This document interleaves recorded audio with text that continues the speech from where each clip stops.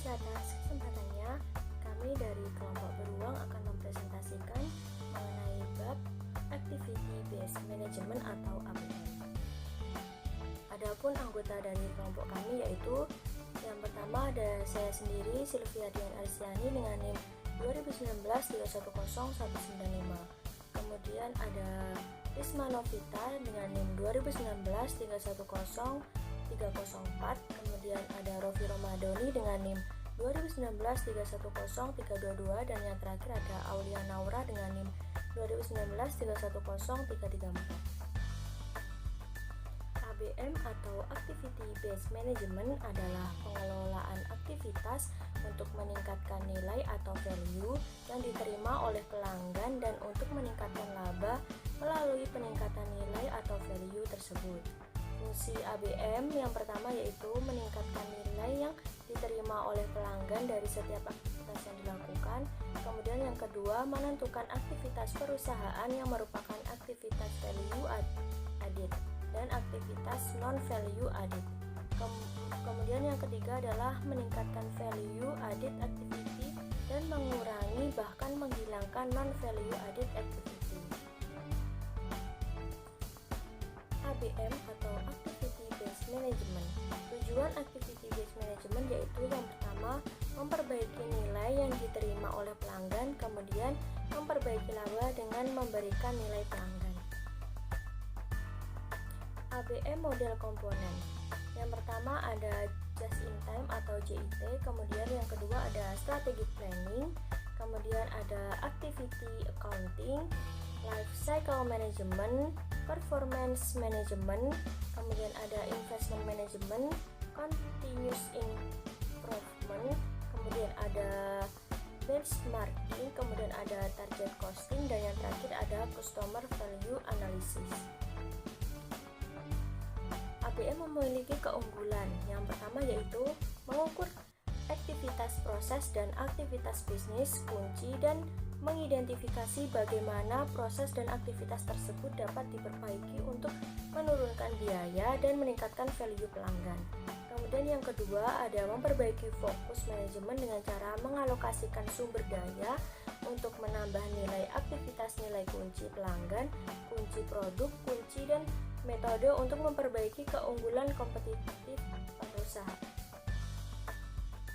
Kegunaan ABM yang pertama, mengurangi harga produk dan mengoptimalkan desain produk. Yang kedua, mengurangi biaya-biaya perusahaan, dan yang terakhir, membantu perusahaan dalam mempertimbangkan peluang bisnis baru. Hubungan antara ABM dan ABC. ABC memberikan informasi dan kemudian ABM menggunakan informasi tersebut dalam berbagai analisis yang didesain untuk menghasilkan perbaikan yang berkesinambungan. Terima kasih. Untuk slide selanjutnya akan dilanjutkan oleh rekan saya. Assalamualaikum warahmatullahi wabarakatuh. Terima kasih atas kesempatannya. Perkenalkan, nama saya Risma Novita Putri dengan NIM 2019-310304. Di sini saya akan melanjutkan presentasi dari rekan saya.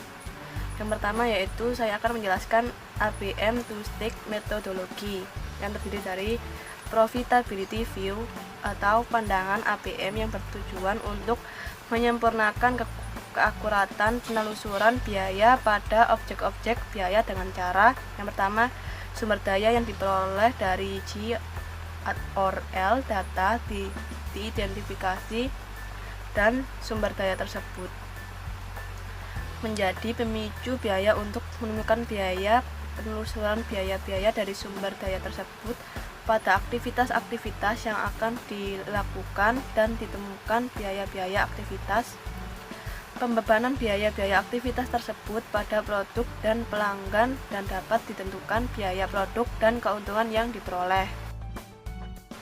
Kemudian yang kedua terdiri dari activity view, yaitu pandangan ABM untuk mengendalikan aktivitas dengan cara mengidentifikasi aktivitas, memilih aktivitas yang akan dilakukan, mengukur aktivitas-aktivitas tersebut, dan diklasifikasikan sebagai value add activity, non-value added activity. Kemudian terdapat analisis nilai proses atau Process Value Analysis or PVA. Analisis nilai proses PVA merupakan hal yang fundamental bagi akuntansi pertanggungjawaban berdasarkan aktivitas. Kemudian berfokus pada akuntabilitas berbagai aktivitas dan menekankan pada maksimalisasi kinerja keseluruhan sistem. Kemudian berkaitan dengan analisis penggerak, analisis aktivitas, dan pengukuran kinerja aktivitas. PVA analisis penggerak. Analisis penggerak adalah usaha yang dilakukan untuk mengidentifikasi berbagai faktor yang merupakan akar pemicu dari biaya aktivitas. Tujuan mengetahui akar pemicu adalah agar dapat mengambil tindakan untuk memperbaiki aktivitas tersebut. Contohnya yaitu suatu analisis dapat mengungkapkan akar pemicu biaya perpindahan bahan baku adalah tata letak pabrik, sehingga pengaturan ulang tata letak pada pabrik dapat mengurangi biaya perpindahan bahan baku.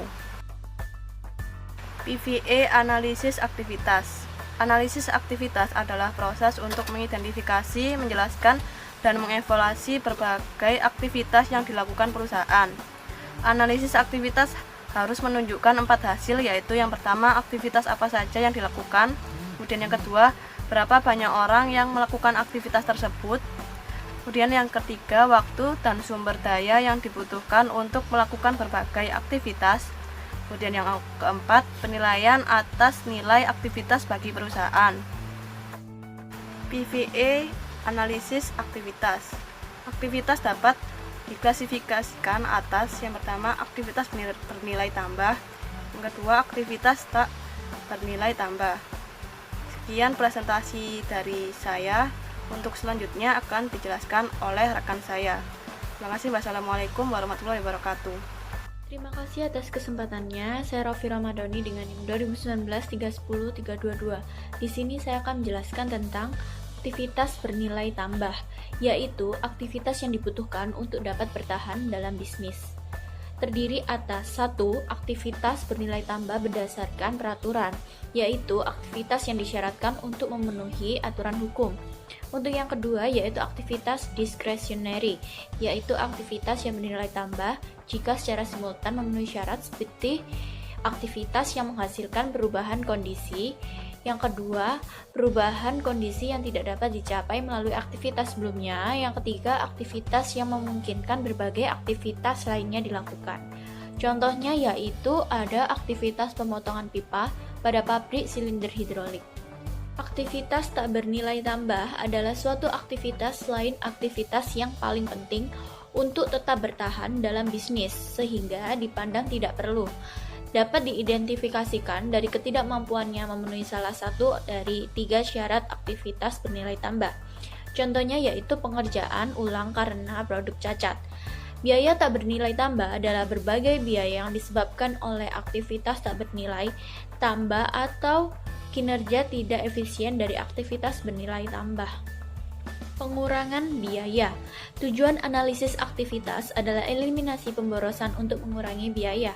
Berbagai usaha untuk mengurangi biaya dari berbagai produk dan proses yang ada yang mengarah pada penurunan biaya yang tak bernilai tambah disebut sebagai perhitungan biaya Kaizen. Analisis aktivitas dalam perhitungan biaya Kaizen dapat mengurangi biaya melalui 4 cara, yaitu 1. Eliminasi aktivitas. Yang kedua, pemilihan aktivitas. Yang ketiga, pengurangan aktivitas. Yang keempat, penyatuan aktivitas.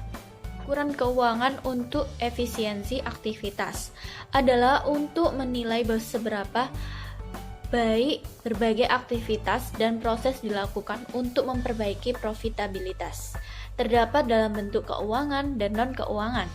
Untuk ukuran kinerja aktivitas berpusat pada 3 dimensi utama, yaitu yang pertama ada efisiensi atau keuangan, yang kedua ada kualitas, yang non-keuangan, dan ketiga waktu.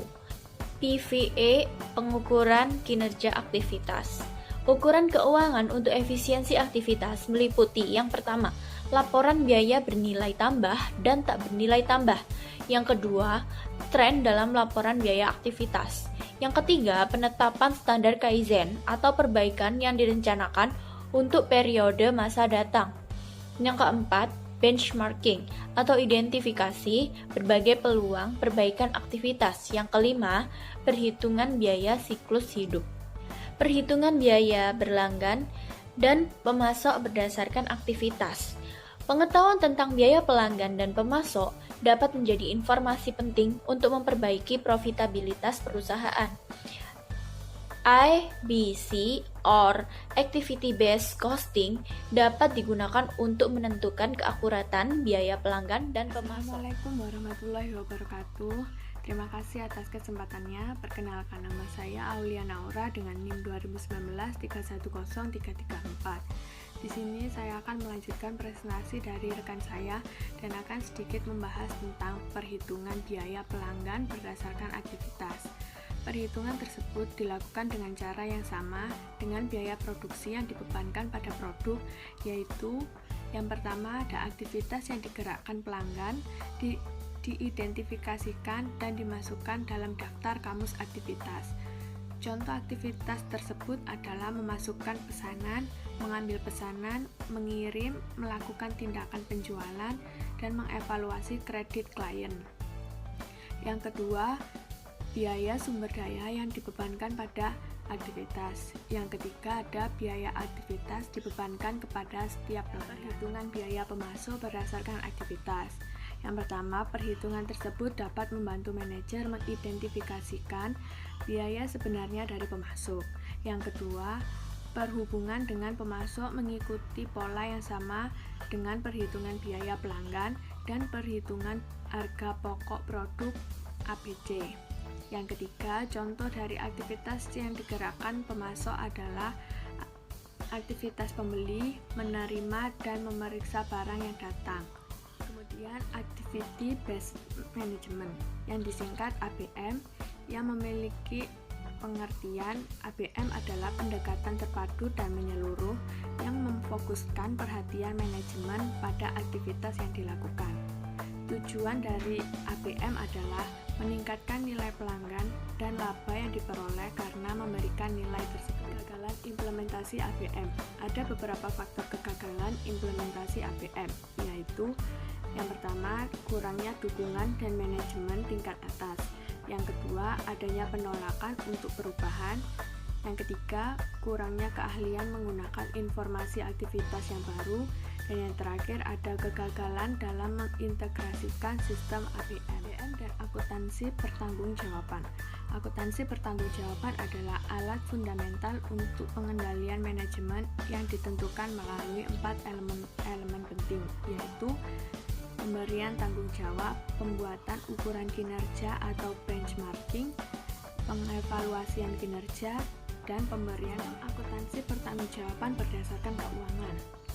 Sistem akuntansi pertanggungjawaban berdasarkan keuangan ini memiliki tugas yang pertama memberikan tanggung jawab dan menyatakan berbagai ukuran kinerja dalam bentuk keuangan.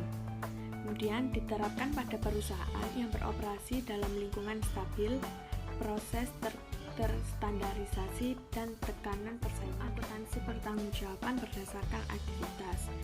Sistem ini dikembangkan untuk perusahaan yang beroperasi dalam lingkungan yang mengalami perbaikan berkelanjutan. Fungsinya yaitu mengukur kinerja yang fokus pada keuangan dan non-keuangan. Presentasi dari kelompok 3, saya perwakilan dari kelompok 3 mengucapkan terima kasih atas perhatiannya. Wassalamualaikum warahmatullahi wabarakatuh.